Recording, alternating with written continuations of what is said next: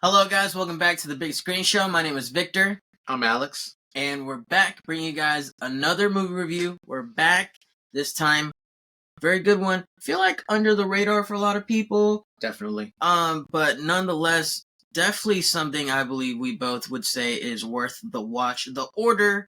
If you guys haven't seen it, I would say check it out. Alex, let's start with some general thoughts. What did you think about The Order? When I first saw the trailer and what it was doing, I was like, with Jude Law and Nicholas Hoult, I'm like, I'm in. But the fact that it's based on a true story, which is literally based on the rise of like a white supremacist group called the Order, and the FBI and an FBI agent trying to take down their leader and stuff like that, honestly speaks a lot more nowadays. How it's like really relevant because the film takes place like in the 1980s, but honestly, the performances by Nicholas Hoult and Jude Law is like phenomenal. But I will say Nicholas Hoult, I think, might be the standout one for this one. It says a lot because Jude Law. I mean, Nicholas Hoult. I wouldn't say I can't think of any performance that he's had where he's had like this really big sense of presence as like he's huge strut or anything like that. Yeah. Since his other roles is usually more of like the regular modern guy, kind of like the wimp or the loser type situation. But I really like how the film plays into like this regular guy look, but also has like this greater sense of like he's smarter, but has this driven sense of purpose, but twisted, but it's there. Sure. And then Jude Law as this very troubling FBI agent on this who gets caught up in this. The performance is very well done. There are some good surprises within the film sets for like when they do like specific scenes, especially like certain action sequences that's very real and really gritty and really hits like a gut punch where oftentimes you don't even see it coming, which I even think when we saw it in theaters, we were both kind of surprised a little bit in some moments. Oh yeah. But 100%. yeah, so I would say story was really compelling, greater performances, really well executed action set pieces in that, even though it's very limited and subtle, but it's definitely something that really should have been put in more theaters or advertised more because it's definitely like a really solid watch that you really should watch in theaters if it's available in your area. Like just go watch it. Yeah. So I give this movie an 8 out of 10. 8 out of 10. Yeah. I have to fully agree with you as well. I'm also giving The Order an 8 out of 10. Honestly, you showed me the trailer way back, but so many things, and I've been so busy, and things just kind of mash up in my head. So I kind of forgot about it, but obviously we've been planning to watch it for a minute. And the thing is, going back to the point you just touched on, is it's not being played in a lot of theaters. We had to drive about an hour to go see it at an AMC. We're AMC A-list members, so we can go to any AMC, but we had to drive an hour to find this movie. So it's not and we were willing to pay the ticket to see it, say, at a Regal or somewhere else, but they just weren't showing it. So I feel like that's a problem because this movie definitely deserves to be in a lot more theaters so that more people could see it. So if you have the chance to see it, definitely watch it. If not, once it gets to streaming or available to rent, we would recommend. However, back to the movie itself, like, I was really like you said, there's some moments in there where you're just like, wow, really like shocking moments. Also, you had me at based on a true story. You'll always have me at based on a true story. It literally doesn't matter. It could be based on a true story about Hello Kitty. I'm going. Like, I don't care. I love based on a true story films because most of the time, if they're based on a true story, it's usually because it's something either one, thought-provoking, or two, crazy and kind of unbelievable that actually happened in real life, which both of those always pan out to be good to watch. So I'm always down for a based on a true story film. Or definitely always informative, right? Because you learn something new if you don't know about a certain event. And in this specific case, knew nothing about it, didn't know this occurred. It took place in 1984, white supremacy, neo-Nazis, racist people, just white supremacy. And it was very intense, very crazy because people, I feel like in our country, the word terrorism is not lost, but I feel like the term domestic terrorism sometimes might be lost. And this is showing that it has been here. It is a thing, you know. So very very informative, thought provoking, and also just like you said, great performances. Really, I mean, Nicholas Hoult, what a run he's on right now, right? You know, Juror number 2. Now he's got this, and then of course Nosferatu coming up, and he just got announced. We're filming this on the day of the release of the Superman trailer, so now we know he's Lex Luthor. So it's like, I mean, Nicholas Hoult is on the up and up right now, and that is the same could be said in this movie, I guess is what I'm trying to say. He was fantastic and really carried his weight and did a great job. I agree. It's like he has this different vibe to him in this film than in most other projects, if not all other projects that we've seen him in. So really, really good. But that's the general consensus. 8 out of 10 for both of us. Really solid watch. If you can get to a theater near you that has this movie, we definitely recommend you do. If not, at the earliest convenience, whether it's streaming or what have you, definitely watch this film. Very, very good. However, let's get into spoiler territory, shall we? Let's talk a little bit more in detail. So if you don't know how things work around here, we try to bring you guys videos at least once a week, sometimes more. So if you are not subscribed to the channel, please make sure to do so, because it really does help us out. And if you like videos like this, please make sure to hit the thumbs button down there, because again, it really does help us out. Now, this is your spoiler warning. We will be talking spoilers from this point on, so you have been warned. But Alex, I really felt like for example, the whole concept of the book that they spoke of in that movie. What was it called again? Do you remember? I can't remember. Okay, well, but you know the book I'm talking about. Yeah, right? the big red book that they have these white supremacists read to their youths for this whole huge story of this revolutionary call for white supremacy to take down these political leaders and start this whole revolution thing. Mm-hmm. That book was a really interesting thing. Excuse me. Going back to this movie being very thought-provoking, especially with the words that came after the film was over, which, you know, most based on true story films always have, where it's still being used to this day. I thought that was one of the craziest parts in all this, because I'm like, that's scary. Yeah, especially how it even shows within the movie how they have these white supremacist group and Nicholas Holt's character, Jamie Matthews. Mm-hmm. Yeah. Bob Matthews. Yeah, Bob Matthews. Yep. Where he literally is with his members, his brothers, and everything. Mm-hmm. How he literally has kids, and they brought their kids, and they basically show them and teach them these things. It's like their little Bible. Yeah, and low key. Yeah, like their children's bedtime stories. Their guide. Yeah, sure.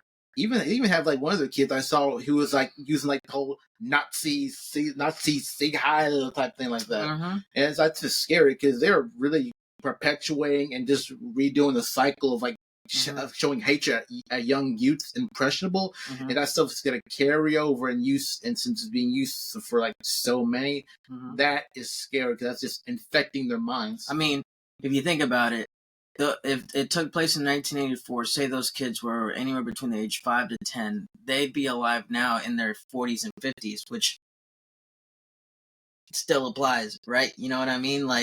The literal, like how it spoke of at the end of the movie, the insurrection that happened January 6th, right? 2021. Those people probably in their 50s might have been grandfather, uncles, or my uncle or my brother or my father or stuff from that group, or that, the lineage, because they always talk about that was one thing that was very scary in this movie, when they talked about keep the lineage pure or whatever.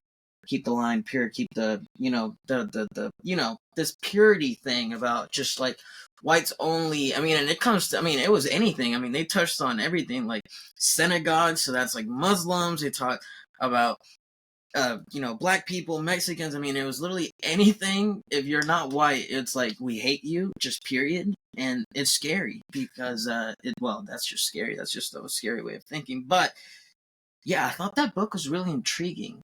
I would never want to read it, but I was just how can we get rid of that? Okay. By help. The only way to get rid of that was by taking out every other supremacy group. But I think it also raised even much worse sense, where as I said in the beginning, when Jude Law's character, FBI agent Terry Husk. Uh-huh. When he came into like the town, I forgot the name was called. It was like was it not in Oregon? I think it might. It started in Idaho, right? Yeah, that's what I'm saying. It did start in Idaho. Yeah, where he came in. It's a French name. Yeah, when he came into the sheriff's office, he was talking about, his job is literally trying to take down like criminal organizations, and he's investigating like white supremacist groups and everything like that. Mm-hmm. But even the sheriffs would be like, yeah, they just had this church, and they just be talking like they're evil, racism type stuff, but they're not causing any trouble.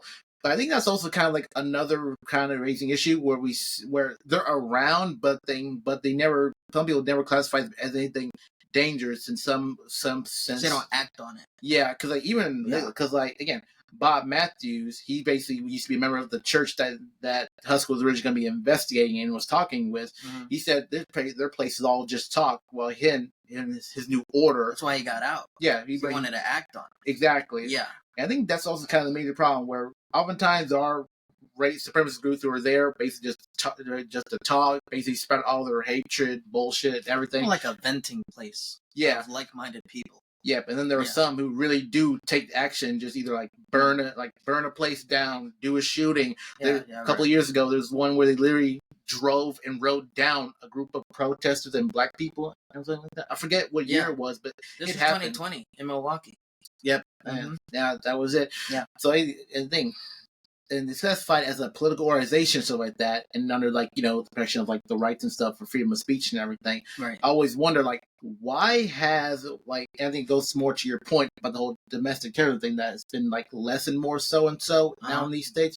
Why have white supremacist groups or even some of the organizations not been labeled as domestic terrorism, given all the actions of history that they've done even up to now that's still ongoing? Where at this point, we all know that terror is basically the spread of fear through violence and everything. Sure. So that's literally made the definition. We use the same thing for terrorism overseas, how it makes its way over here. Yeah. But we can't do the same for those groups because we have we literally have minorities or such are been influx in this country for years and stuff like that. And they're borderline.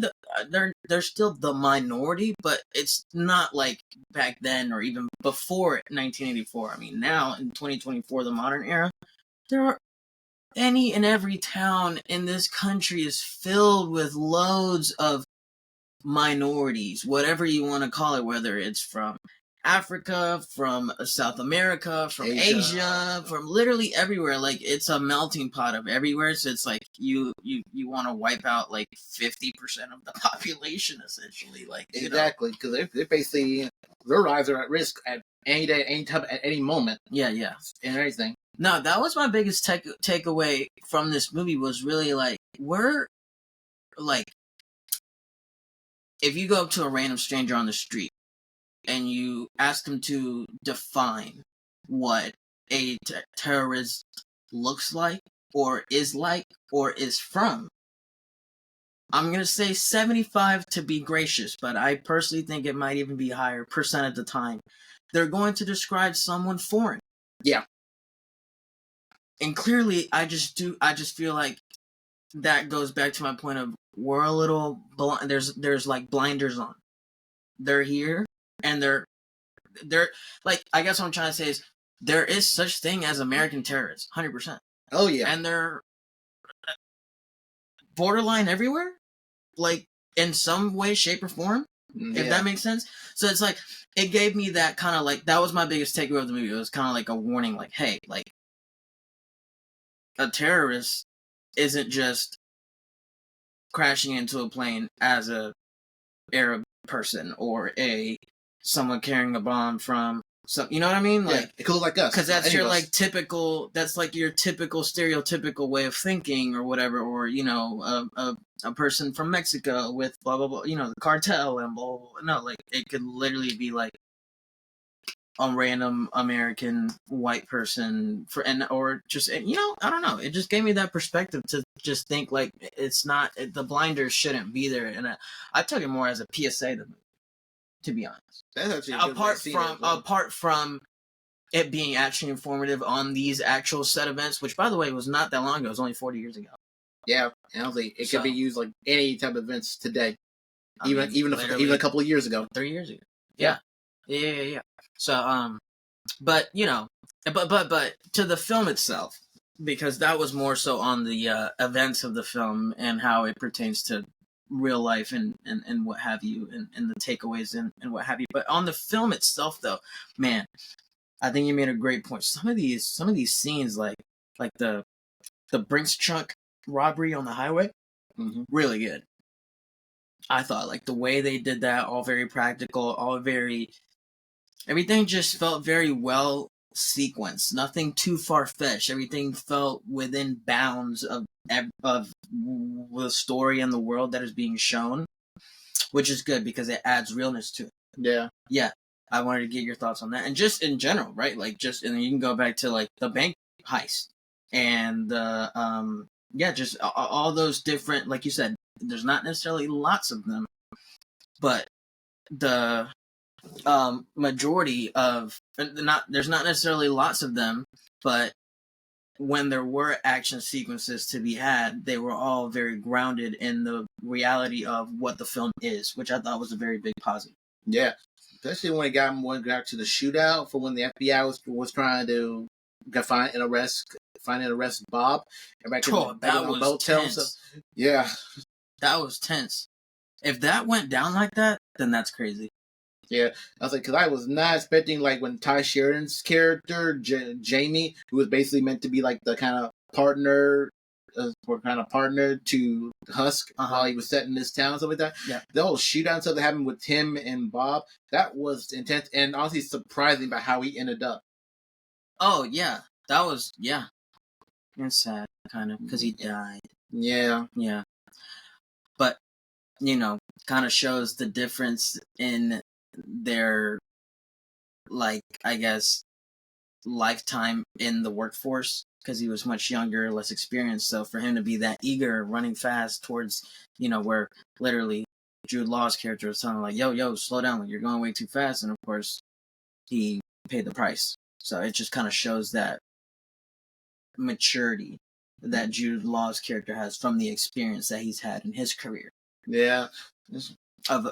In contrast to Ty's, Yeah, I think it shows about how far, like, Bob will go for his old cause and everything. Because again, Nicholas Hoult for once in this really shows how he's gonna be like a really great Lex Luthor. Because everything he planned, everything was like very organized, methodical. Everything planned almost down to the last detail. Everything. And he can be crazy. Yeah. Which is, I didn't know he had crazy in him. But he's got crazy in the bag. Oh yeah. Yeah. Man, even like how the movie ended in his final moments, like he went down, like, cause he wasn't going to get arrested. He wasn't going alive. Yeah, no, he wanted to. I think he wanted to, like, die a martyr and stuff too for his old cause and everything. That's why I say. Yeah, I mean, if, like I said, if that played out the way it did, then look at it now. They made a movie about it. So it's kind of like that symbolism of, like, you ain't taking me alive. Yeah, which is kind of odd because send a message. Yeah, which is odd because I don't know why, but in some parts of the movie, I almost felt like it was kind of like a more, like, subtle. It's kind of felt like movie Heat, where it was like Vincent Hanna and Neil McCauley type of thing. Not relationship wise, but more like in the certain, like, pursuit. And, like, more in the pursuit in some way or another, where they both have some character of law and criminal, where one wasn't gonna go down unless you put him in the ground, and then the other one is basically like seeking of justice because of all the actions that you've done and what you plan to do. Again, that's one of my favorite, like, criminal heist films, like, of all time, especially directed by Michael Mann. It's immaculate. It's phenomenal. But I feel like there was definitely some piece that you could find in there that you can relate to it. I agree. Once you say it now, like, it didn't come up for me while watching, but now that you say it, I could see that. Yeah, for sure. Especially in some of those chases. Yeah, I agree. I love that movie. That's a great movie. Yeah, I think one other type of thing that I thought was really good in the film was the fact that how was this radio host guy who's basically calling out these supremacist dudes on all of their BS and just basically saying what most of us are all thinking whenever we do like these racist supremacists of like you're basically taking out your issues on something that's not even like another ethnicity or another minority's fault, where basically you're blaming them for something that happened to you, even though it doesn't make any type of sense. Like, it's not connected. Like, you're not that important. They don't want to take you down because there's something an issue because of you. I don't really like that. But then also due to that, they chose him as a target for assassination to send a message. Well, yeah. I think that's also kind of a scary thing too, because that can happen. Even that can happen out in the real world. Yeah. Can you put yourself a target on that, and you basically show how like you're against these guys in a big way? You try and talk down to them, and the first thing they want to do is like react to it in a very terrible way and take it to the extreme. Yeah, it's crazy, man. There's only 19. It's not long ago, so it's really just crazy. And I mean, this spans back so much time, really. Mm-hmm. So, you couldn't pull off something like that today. At that level, I don't think. Cops and police, FBI, and cameras and things and technology is way too advanced for it to last as long as it did. I mean, it went almost like an entire 8 months, or maybe even a year. Like it went a while. Yeah, I think it was a year because they did flash back to when it was 1983 and then 1984. Yeah, it went like a whole year. A group would not be able to do that for an entire year. I'm saying they could pull off one of the things, like blow up a movie theater or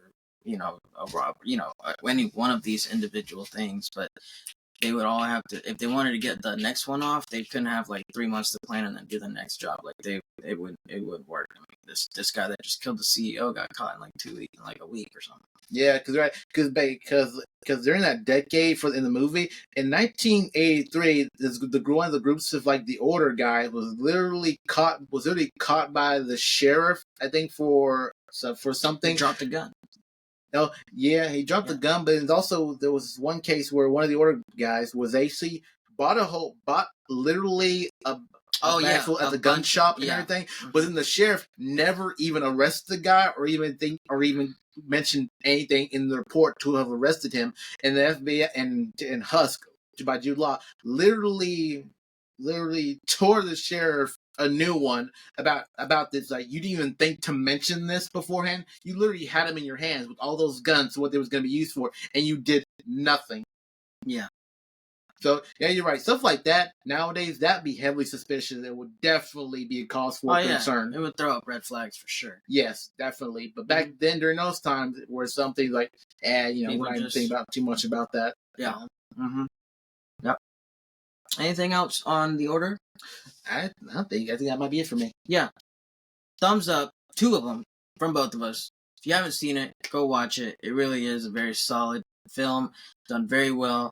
Very good acting as well, and thought-provoking. And if you don't know about this specific piece of, I guess, American history, it's also very informative. So go watch it. The Order. It's out now in theaters. Like I said, I feel like it's a mistake that it's not available in more theaters. So if you can find it, we suggest it. But if you can't, highly recommend once it comes to you via streaming. But that will be it for us. Thank you guys so much for watching.